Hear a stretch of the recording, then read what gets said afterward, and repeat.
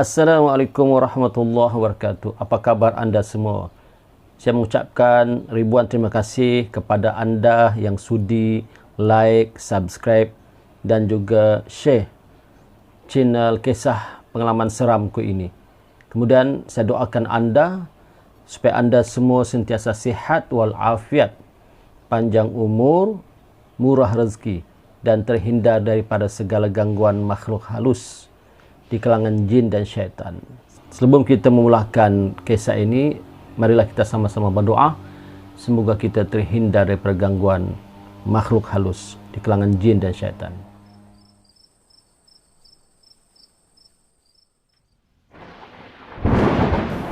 أعوذ بالله من الشيطان الرجيم وقل ربي أعوذ بك من همذات الشياطين وأعوذ بك ربي أن يحضرون.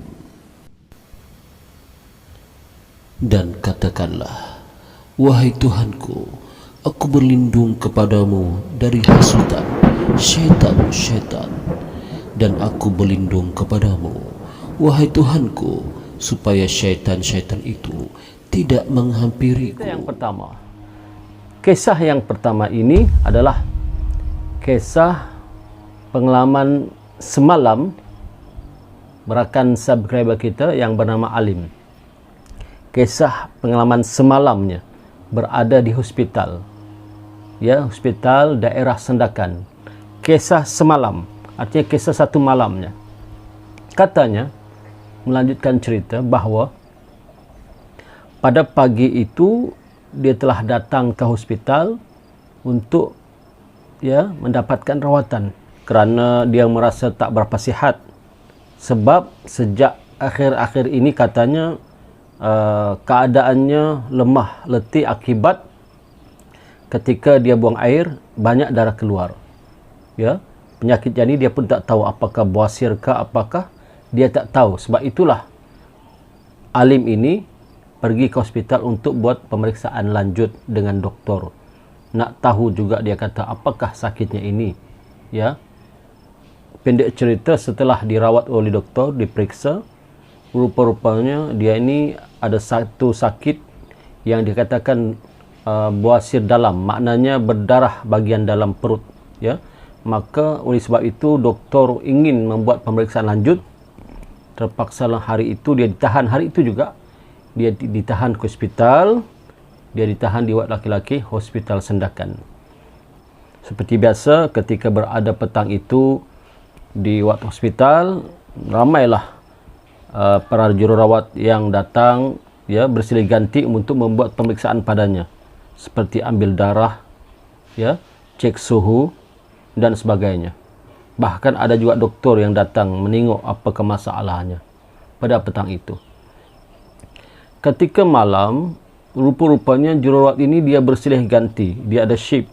Ketika waktu malam itu, iaitu kira-kira tepat pukul 12 malam katanya, dia pun tak tahulah kenapa berlaku tepat pukul 12 malam, adalah seorang jururawat yang datang kepadanya. Jururawat ini berbicara dengannya, berdiri di sampingnya. Cuma yang dia herankan, lama sangat berdiri dekat katilnya ni. Biasanya jururawat tak lama, sekejap buat pemeriksaan maka jalanlah, tapi ini tidak. Rasa-rasanya daripada pukul 12 malam sampai pukul 2 pagi lah jururawat itu berdiri dekatnya.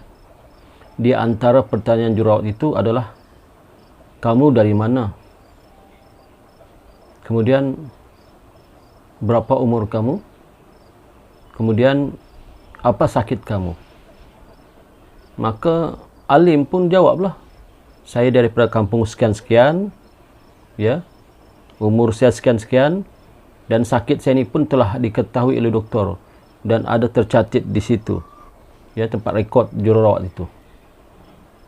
Kemudian jururawat sebelah ni bertanya lagi, apakah kamu tidak takut? Kata Alim, takut apa? Saya di sini bersama dengan pesakit-pesakit lain, kan biasa orang ditahan. Saya tak takutlah, kata Alim. Oh, begitu ya. Kemudian Alim bertanya pula, kamu jururawat bertugas malam ni ya? Maka kata jururawat itu, ya, saya bertugas setiap malam. Tak ada pertukaran shift, tak ada. Saya bertugas cuma shift malam saja, kata jururawat itu. Oh, macam tu kata alim. Jadi jururawat tak ada kerja ke sekarang ni? Kata jururawat itu tak ada. Saya cuma nak bersimbang-simbang dengan alim. Kebetulan pula Cik Alim ni katilnya ya di hujung sekali dekat dengan tandas. Tak tahulah. Dia lihat juga ada jururawat yang satu lagi dekat kaunter jururawat tu, tapi seolah-olah tak pedulikan dia. Cuma jururawat ini sajalah yang sembang dengan dia, yang pedulikan dia, ya. Kemudian dalam keadaan begitulah, tiba-tiba alim dah rasa tak tahan, mengantuk dan tertidur. Tertidur, ya. Selepas itu, esok paginya datanglah jururawat yang lain berpemeriksaan. Kemudian datanglah doktor berpemeriksaan. Kata doktor, esok ya kamu boleh keluar. Hari ini hari terakhir kamu diperiksa oleh doktor, tapi doktor tengok sakit kamu ni ya ada harapan untuk sembuh dan ada ubat yang akan dibagi, ya. Jadi besok dijangkakan besok kamu akan keluar, ya. Artinya kalau besok alim keluar bermakna ada semalam lagi dia Cik Alim di hospital ni, ya. Ada semalam lagi. Di malam yang kedua ini Cik Alim menantikan jururawat yang banyak bersimbang dengannya, ya, pada malam itu. Sebab Cik Alim merasa itulah di antara jururawat yang terbaik lah baginya lah. Sebab jururawat yang lain tu tak pandang dia sangat, ya, buat pemeriksaan, cek suhu, ya, cek darah, buat catatan, lepas tu habis. Tetapi dia ni tidak. Dia datang, dia bersimbang, dia berdiri lama dekat dengan alim. Maka itulah yang alim tunggu. Jadi malam tu tunggu dari pukul 8 malam, tak ada pula jururawat tu. Adalah jururawat yang lain datang, tapi bukan dia katanya. Tak simbang lama. Selepas cek suhu, cek tekanan darah, ya, simbang sekejap saja, dah makan ubat, dah okey. Sampailah kira-kira pukul 12 malam, jururawat yang ditunggu-tunggu tu pun tak datang. Sebab kata Halim kemungkinan dia datang ni pukul 12 malam. Tapi sampai pukul 12 malam pun jururawat yang semalam datang itu tak datang-datang juga. Jadi Alim pun rasa heran lah dan pelik. Barangkali jururawat ni dah bertukar shift ke siang. Tapi semalam kami bersimbang-simbang, kata jururawat itu dia cuma shift malam saja. Jadi malam ni dia tak datang. Mungkin dia bercuti. Mungkinlah. Tapi sayangnya, kata Cik Alim, dia lupa tanya, ya, nama jururawat itu. Lupa tanya. Itu saja dia lupa tanya. Sedangkan mereka bersimbang panjang, lebih kurang 2 jam. Tetapi satu saja yang Alim lupa tanya, itu namanya. Maka oleh kerana Alim ini rasa macam, katanya macam nak tahu sangatlah kenapa jururawat itu tak datang, maka Cik Alim turun dari katilnya, pergi ke tempat duduk jururawat yang bertugas pada malam itu. Di hujung sana, dekat pintu keluar, ada 2 orang jururawat yang bertugas malam tu, diwat laki-laki. Maka Alim pun datanglah. Selamba saja jururawat itu bertanya, ya ada apa encik? Kata jururawat. Kata ada, puan saya nak tanya. Ya, tanya apa? Dah makan ubat kah? Dah puan. Apa masalahnya? Begini puan, kata Alim. Apa dia? Saya nak tanyalah. Tanya apa? Semalam ada seorang jururawat yang datang bersimbang-simbang dengan saya. Semalam? Ya, kata Alim. Bersimbang-simbang? Ya. Yang mana satu? Kata jururawat tu, di antara kami berdua ke? Bukan juga, kata Alim. Jururawat pun terkejut. Jadi siapa? Saya pun tak tahu namanya. Sebab malam tu saya lupa tanya nama lah puan. Oh, ni kali kalau jumpa jururawat, lihat name tag-nya. Kalau dia tak tanya nama pun tengok name tag. Barulah Alim perasan. Rupanya dia ada name tag, tapi tak sempat juga Alim baca nama di name tag tu. Kata Cik Alim, maaf ya puan, semalam puan bertugas berapa orang? Kami lah berdua. Berdua ke puan? Ya. Tapi semalam saya nampak puan memang ada di sini berdua. Tapi ada seorang jurawat lah puan datang jumpa saya. Tak mungkin, kata jurawat tu. Kami yang tugas malam tu. Benar puan, saya nampak ada seorang jurawat datang bersimbang-simbang dengan saya. Bila? Kira-kira pukul 12 malam. 12 malam? Kemudian jurawat tu pun tanya dengan kawannya, ada tak awak datang ke katilnya? Tak ada. Kata jurawat tu, kamu biar betul. Tak ada pun kami datang simbang-simbang semalam pukul 12 malam.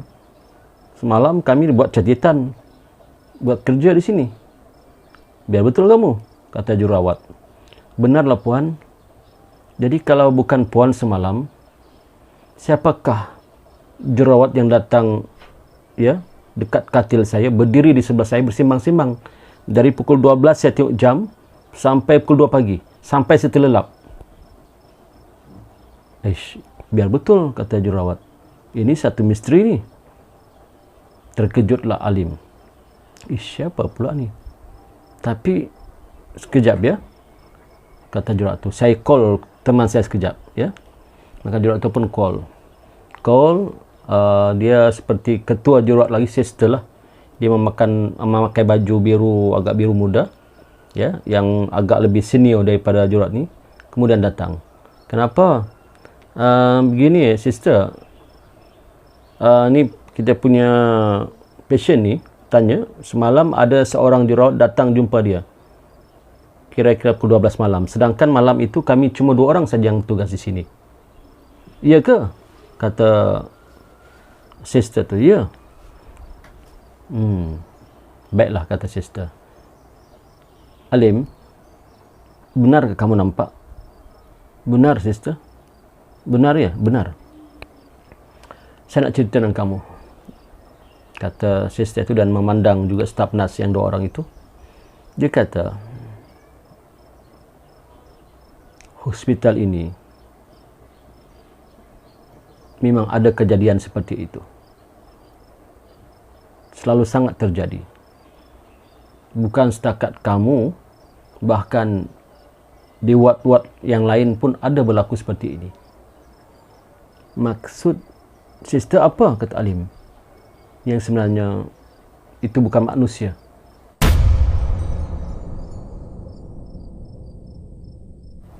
Bukan manusia. Jadi sister itu diam diri.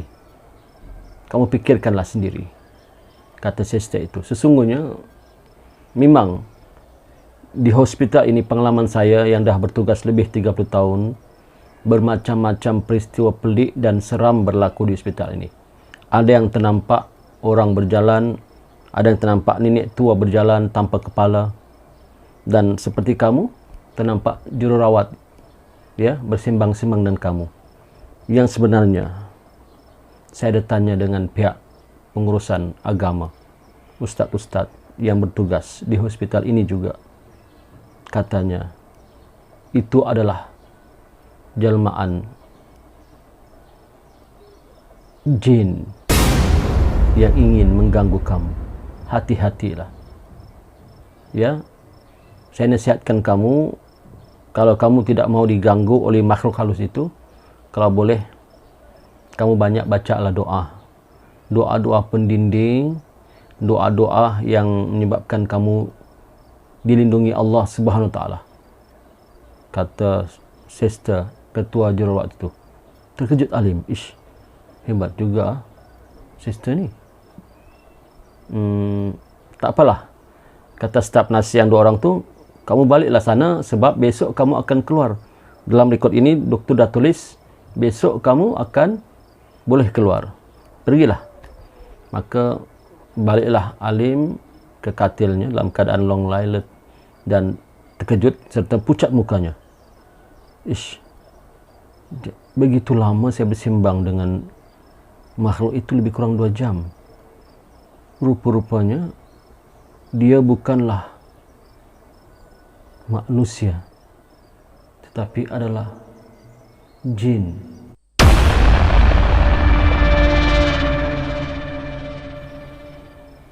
Seram, kata Alim. Maka Alim cepat-cepat tarik selimutnya, tidur. Inilah kisah yang pertama yang diceritakan oleh rakan subscriber kita, Alim namanya, kepada kita. Kisah yang kedua. Kisah yang kedua ini pula adalah kisah seorang pekerja, ya, seorang pekerja kilang di daerah Sendakan ini. Kilang ini paling lama lah. Saya sebut nama kilang ini untuk kita tahu. Kilang ini namanya Kilang Sinorah dan sekarang sudah tidak beroperasi secara full, ya, di daerah Sendakan. Bahawa dia ni salah satu pekerja kilang, dia kata. Jadi dia tinggal di kawasan Batu 12 Sendakan.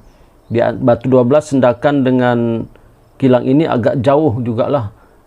Peristiwa ini berlaku tahun 90-an, yang mana ketika itu banyak jalan-jalan lagi yang belum siap dan belum berturap, belum diaspal lagi. Perjalanan bas kilang daripada kawasan kilang itu, iaitu daerah kawasan Batu Sapi, sampailah Batu 12 itu lebih kurang 20 km lah, ya. Tapi taklah jauh sangat, tetapi jalan tak cantik lah. Untuk masuk sampai di simpang kampungnya, untuk masuk ke kampungnya dah jalan gravel dan bas pun tak masuk lagi ke dalam tu. Kilang ini beroperasi 3 shift dan dia bekerja shift petang. Ya, balik pukul 11 malam. Jadi bila balik pukul 11 malam itu tak ada bas yang nak menuju ke kampungnya. Taksi pun tak ada, melainkan bas kilang ini saja. Tetapi bas kilang ini pun tak masuk, tak sampai ke kampungnya. Cuma di simpang menuju ke kampungnya saja. Ya, Batu 12 itu. Jadi mau tak mau, ialah. Sebab bukan jalan tu bukan tak boleh dilalui oleh bas ataupun kenderaan kecil, boleh. Cuma jalannya tak cantik, gravel. Ya, batu-batu banyak. Kadang-kadang ada juga yang jalan dalam keadaan langgar sajalah, terpaksa, ya. Maka dia pun seperti biasa turunlah di simpang kampung Batu 12 itu, ya. Untuk masuk ke dalam tu dia berjalan kaki saja. Dia berjalan kaki lebih kurang sejam baru dia sampai ke rumahnya, ya. Nah, bayangkanlah, jalan kaki sejam baru sampai ke rumah. Bermakna kalau dia daripada kilang di kawasan Batu Sapi sampai ke situ lebih kurang dari pukul 11 balik malam sampai pukul 12 malam. Daripada simpang menuju ke kampungnya itu, simpang Batu 12 menuju ke kampungnya, sejam lagi perjalanan. Jadi artinya dia sampai ke rumah tepat pukul 1 pagi. Jadi seperti biasa malam itu dia pun baliklah. Dihantar oleh bas kilang dan dia adalah penumpang yang terakhir sekali. Kata driver bas dan konduktor bas tu, ya, hati-hati, ya, hati-hati. Okey bos, no problem, ya. Saya biasa sudah ni bos. Okey. Maka pekerja kilang ni pun ialah jalan kaki pelan-pelan sambil merokok, dia bawa lampu sulunya. Sebab jalan tu gelap, tak ada lampu. Dia pakai lampu sulunya, jalan pelan-pelan lah. Sesekali dia pandang juga belakang, ya, takut-takut ada anjing. Dia tak takut dengan hantu, dia kata. Dengan syaitan ke apa, tapi dia takut dengan anjing. Sebab anjing ni kalau dia kejar, dia seorang habis. Tengah dia berjalan tu, lebih kurang 10 minit, tiba-tiba ada bas masuk. Ini satu rezeki ni, satu peluang ni. Benar, ada bas masuk. Ya, bas mini masuk, ada bas mini masuk. Maka jalanlah bas mini itu perlahan sebab jalan gravel. Dan bila bas mini itu nampak pekerja kilang ni, dia pun berhenti. Assalamualaikum. Salam. Kamu ke mana? Pulang bos. Pulang? Mari naik. Okey bos, tahu tempat saya? Nanti beritahu, kata driver. Masuklah dia ke dalam bas mini tu. Bila dia masuk dalam bas mini tu, dia lihat, ramai ni, penuh. Bas mini penuh. Belakang ada orang, tengah ada orang, ya. Tempat dia duduk pun ada orang. Ish, tapi dia rasa macam bau hanyir lah. Dia kata, macam bau busuk. Apa bau busuk ni kata? Mungkin saya terpijak najis mungkin. Dia cek kasutnya tak ada juga najis. Tapi bau busuk. Dia kata tak apalah. Tahanlah saja. Barangkali orang-orang dalam bas ni semua tak mandi dalam hatinya. Maka dia pun biarkan. Dia tak apa. Jalan. Lebih kurang dekat-dekat dengan rumahnya, dia pun beritahu driver bas, bos, tu bos, sebelah kanan simpang sedikit rumah warna biru itu rumah saya. Oh, okey. Bos di mana? Saya depan lagi sikit. Okey. Bos, terima kasih ya.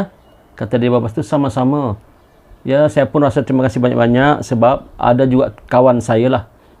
Kalau tidak, saya seorang saja ni yang balik. Jadi, kamu ada, syukurlah ada kawan saya juga. Ada teman saya juga. Ish, kerja kilang ni pun dia seorang. Kata kerja kilang ni. Jadi, yang tadi itu siapa?